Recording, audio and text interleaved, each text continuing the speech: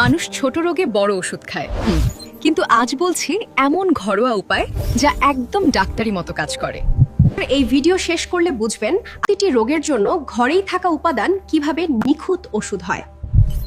কাশি হলে তুলসী, আদা আর মধুর মিশ্রণ অ্যান্টিব্যাকটেরিয়াল কাজ করে, গলাপে এবং কফ কমায়। গ্যাস্ট্রিকের ব্যথা হলে আদা সবচেয়ে দ্রুত আরাম দেয়, পাকস্থলীর অ্যাসিড কমায় এবং ফোলাভাব দ্রুত হালকা করে। হঠাৎ মাথা ব্যথা হলে লেবুর গন্ধ বা লবঙ্গের চা আরাম দেয়, স্নায়ুর চাপ কমিয়ে প্রশান্তি আনে। জ্বর উঠলে তুলসী পাতা সিদ্ধ পানি শরীর ঠান্ডা রাখে, ভাইরাসের প্রভাব কমায় এবং ঘাম বাড়িয়ে আরাম দেয়। সর্দি নাক বন্ধ হলে কালোজিরা গরম পানির ভাপ নিলে শ্বাসস্বস্তি পায় এবং জমে থাকা কফ দ্রুত বের হয়। টোটকাগুলো সবার দরকারে লাগে, তাই লাইক করবেন, শেয়ার দিবেন আর আরো দুর্দান্ত স্বাস্থ্য ভিডিও পেতে ফলো রাখুন।